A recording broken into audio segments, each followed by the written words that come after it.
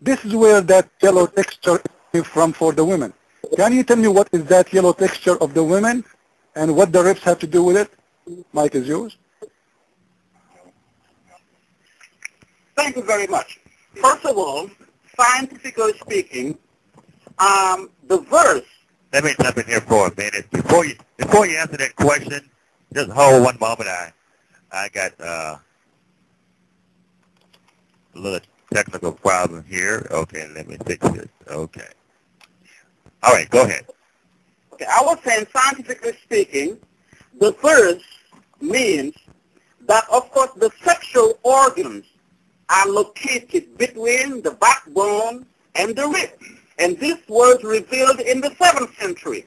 And science just could not talk about it because they were at not that level, because Prophet Muhammad came with a message that was beyond the level of science or anything that came from man. Now, you read that hadith you were talking about that Ibn Kathir is referring to, and I will tell to you to be sincere enough to accept the truth when it is mentioned. If you go to that same hadith in the books of fiqh, go to a book, since you are familiar with our books, then go to Bulugh al-Maram, which is a book of fiqh written by Al-Hafiz Ibn Hajar al-Asqalani, and you will see that hadith was also reported by Maymuna, the wife of Prophet Muhammad, peace be upon him, radiyallahu anha wa radaha. This is how it goes. In that hadith, they were, when a woman is in her cycle, they cannot pray, they cannot fast, and you know that better, since I know you must have relatives as Muslims. Then, those women, sometimes they would see certain liquids coming out of them, and they wouldn't determine whether this is part of the blood of their cycle, so as to abstain from praying or fasting or anything like that. And Prophet Muhammad responded to her and said, go, and if you sit on a container full of water, and that liquid will drop in the water, if it has the color of safra, yellow, then you know it is not the blood of the cycle. Then you may continue to pray or to fast. Now, I haven't been answered yet. Let me jump in here, guys. Since you are on this discussion,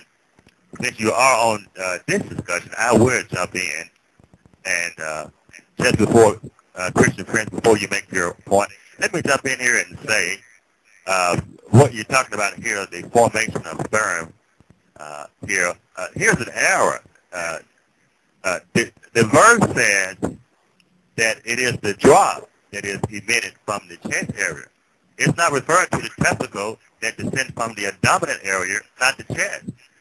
Here's the problem here, and I want you all to answer this. One of you to answer this for me. By definition, a drop is a small quantity of liquid that is separated from a larger body of liquid. Gravity acts upon it, and it drops. That's the term drop. But here's the problem. Here's why we have a contradiction here in the Quran. Drops are not in the human body. They are outside of it. Human blood flowing through the vein is not in drops. Neither in the seminal fluid, which is emitted from the prostate. So the problem, the contradiction here is that drops are not in the human body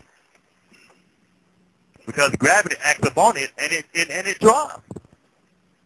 So that seminal fluid, it is the seminal fluid that carries the sperm from the testicles as it exits the body, as it exits the body, then forms drops.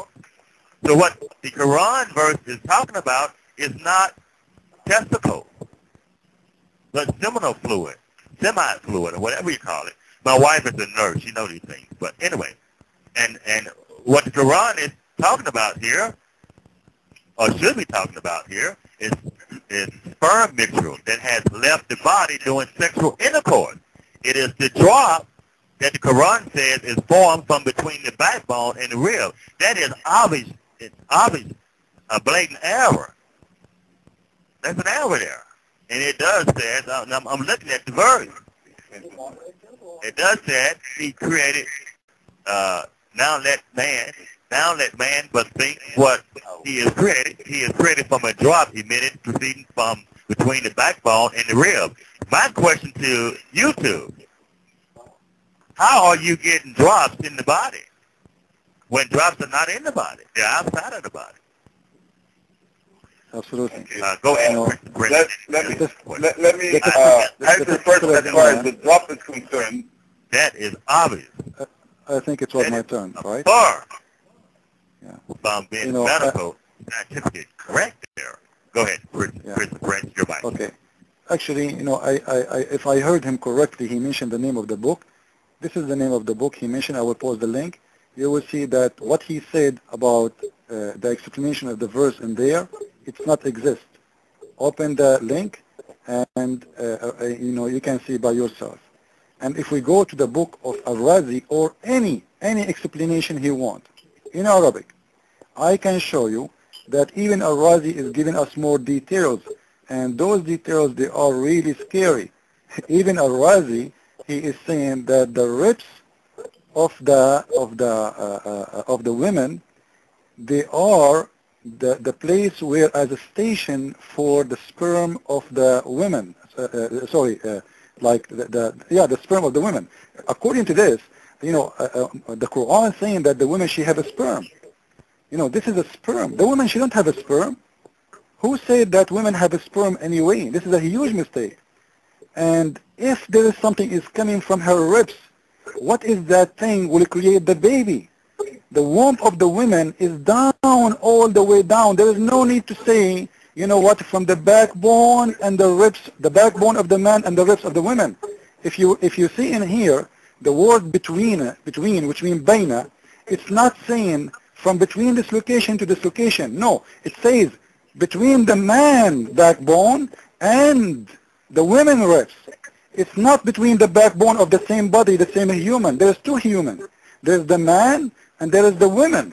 So the Quran is saying to us that gushing fluid is coming from between two parts. The part of the man, which is the backbone, and the part of the woman, which is her ribs.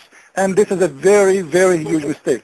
And as you said, that the testicle of the man, they are out of his body even. And they are not in the back, they are in the front. They are totally in the opposite direction, and they have nothing to do with the backbone. And I'm sure our brother there, he will give me a speech about the new scientist discovery. The science, we go to school, I have degrees. I am not someone, he is coming from the street and, saying to you, I am like, all of us, we go to school, I respect you. But what you are saying to me, it's against even what your prophet saying. You can open right now any explanation you want. I have all the explanation of Sunnah, and I'm assuming that you are a Sunni.